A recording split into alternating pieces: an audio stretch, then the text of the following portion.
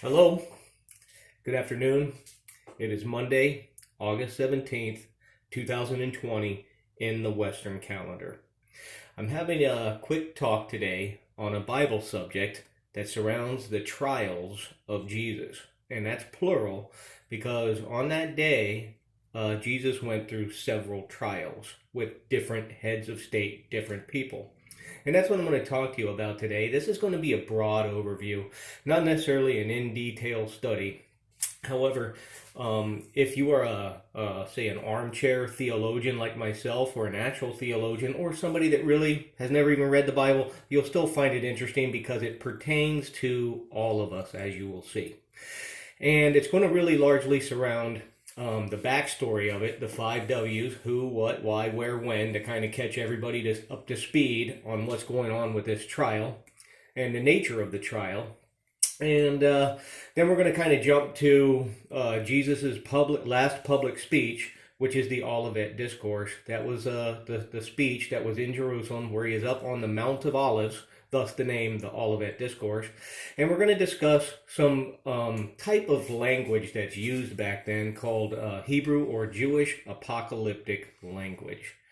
And it is language that has been used in the Hebrew writings from the beginning, all the way back from Daniel all the way up to the Revelation. So all throughout the Bible, you have, through the over the thousands of years in that Bible history, you have apocalyptic language which all sounds the same and has largely gone unchanged. So when all that comes together, we will put that into context to show you that these trials of Jesus, what they were and what they meant. And so let's get started.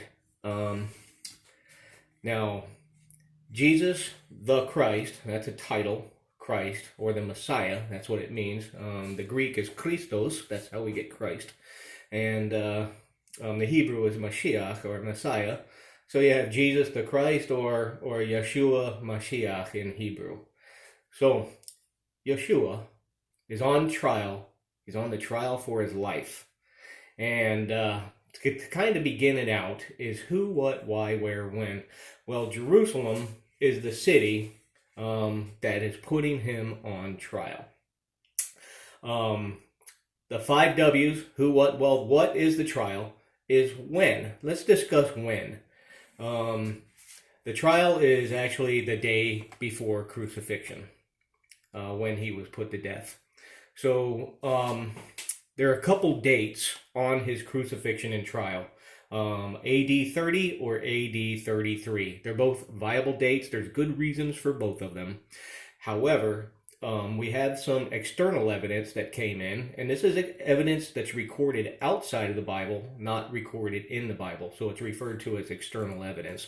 That external evidence was they found a record of a major earthquake in the area outside Jerusalem. It would have been felt in Jerusalem pretty well on AD 33, Friday, April 3rd, AD 33.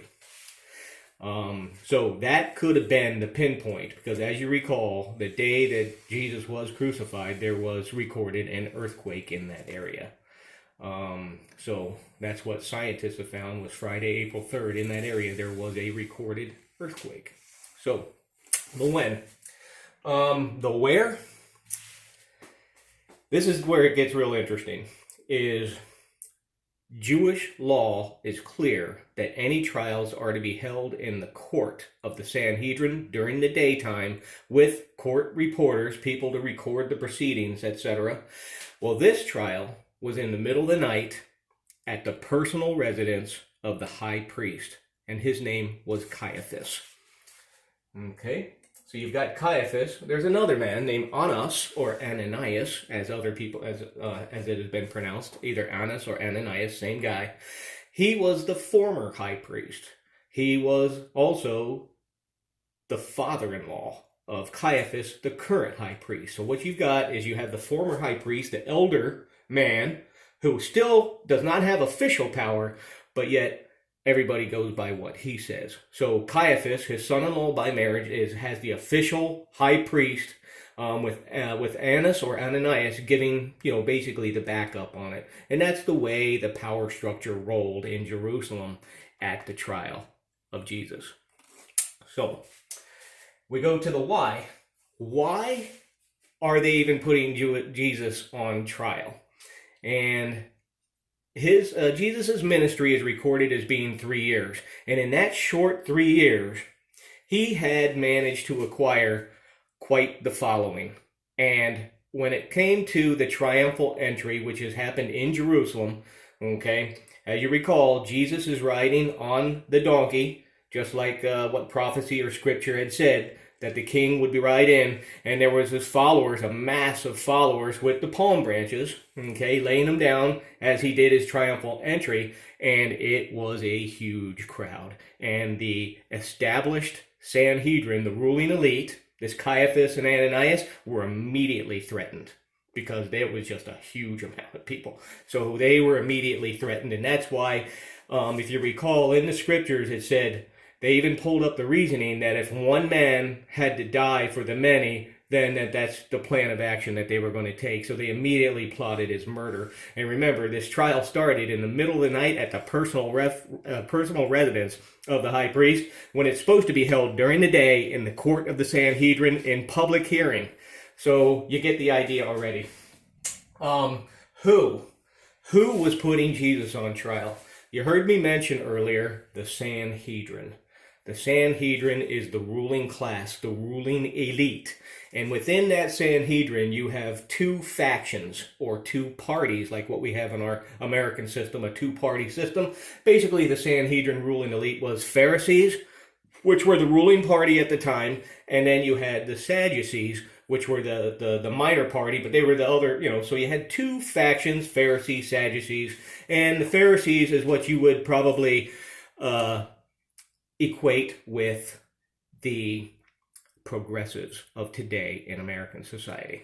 So, the where, when, who, what, why, where, when, you've got it. The Sanhedrin, the Pharisees and the Sadducees, Caiaphas, the chief priest, and Ananias, the former high priest, okay, they all have Jesus on trial in the middle of the night. So with that, we're going to jump up to the Olivet Discourse. The Olivet Discourse, for those of you that don't know, was Jesus' last public speech.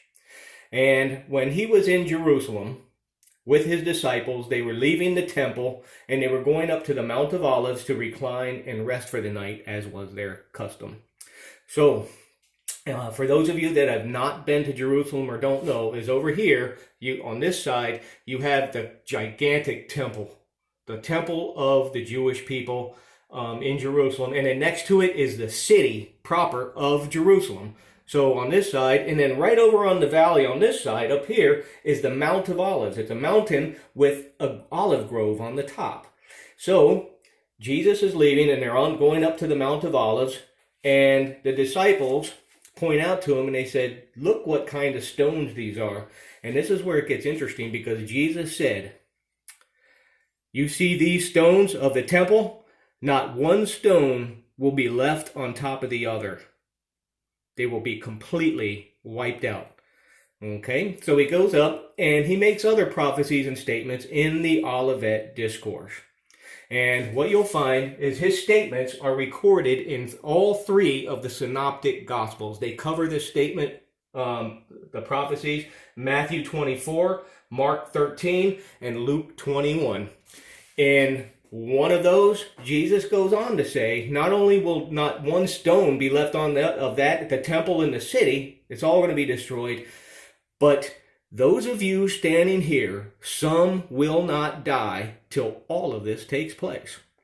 In another synoptic gospel, he says, this generation will by no means pass away until all of this is fulfilled, every destruction.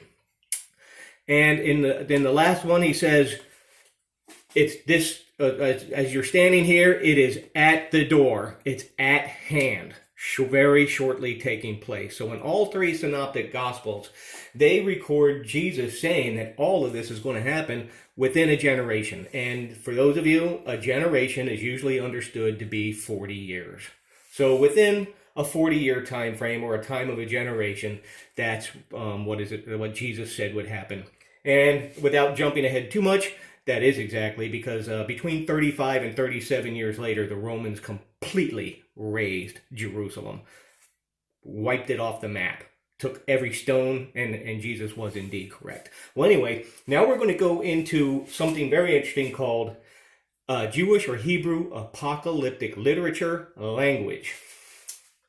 Jewish apocalyptic language. When you hear this, you will, if you're a Bible reader, you will recognize of having read it before, but you probably didn't know what you were reading. It is a metaphorical type language that describes judgment, destruction, and death. It's very flowery, very descriptive, metaphorical, not to be taken literally, but I'm going to give you some quick examples here. And again, this apocalyptic language goes from Daniel at the beginning of the Bible, all the way back from Daniel, all the way, and you'll notice in Revelations, in the book of Revelations, it's loaded with apocalyptic language. And once you know what it means and how to interpret it, then everything falls into its proper place. So let's go back to 700 years before Jesus to Isaiah. He is a very well-known prophet. Isaiah 13:9 through 14. This is describing the destruction of a city, Idumea, or Idumea. He's using this language, which I think you'll kind of get the idea once I read it here. Isaiah 13:9 through 14. Behold, the day of the Lord comes, cruel, with both wrath and fierce anger, to lay the land desolate. And he will destroy its sinners from it. For the stars of heaven and here's the apocalyptic language right here. For the stars of heaven and their constellations will not give their light. The sun will be darkened in its going forth, and the moon will cause its light not to shine. And I will punish the world for its evil, and the wicked for their iniquity. I will halt the arrogance of the proud, and I will lay low the haughtiness of the terrible. I will make the moral more rare fine than gold, a man more than the golden wedge of Ophir. Therefore I will... Okay, here's more apocalyptic language right here in the 13th verse. Therefore I will shake the heavens, and the earth will move out of her place in the wrath of the Lord of hosts, in the day of his fierce anger. Okay, so you get it. The sun will be darkened. The moon will not give its light. And I will shake the earth, I will shake the earth in the day of my fierce anger. So again, apocalyptic language, judgment, destruction, and death. Okay, now we're going to go over to Isaiah 19:1, just the first verse. The burden against Egypt. Remember, this is a judgment against Egypt. Behold, the Lord rides on a swift cloud. The idols of Egypt will totter at his presence, and the heart of Egypt will melt in its midst. So you see this coming on the clouds. That's a very important thing here, because you're going to see it again, and we will determine what that means. You'll see the Lord coming on the clouds. Okay, what does that mean? Well, we're going to find out here. Isaiah 34:3 through 5. Also, their slain shall be thrown out, their stench shall rise from the corpses, and their mountains will be melted with their blood, and all of the host of heaven will be dissolved, and the heavens shall be rolled up like a scroll. All their hosts shall fall down, and the leaf falls from the vine, and as fruit falling from a fig tree. Wow, there's a lot there. Okay, so you've got everything rolling up, the sky rolling up like a scroll. If you've ever heard that before, you'll see it in Revelations. It's apocalyptic literature, and we're going to go and discuss what that means. Okay, well, that's Isaiah. The next one would be Matthew 24 through 29. Or I'm sorry, 24, 29 through 30. So here we go. Started at 29. Immediately after the tribulation of those days, the sun will be darkened, and the moon will not give its light. The stars will fall from heaven, and the powers of the heavens will be shaken. Wow, where have we heard that before? Isaiah, and here it is in Matthew, in the New Covenant.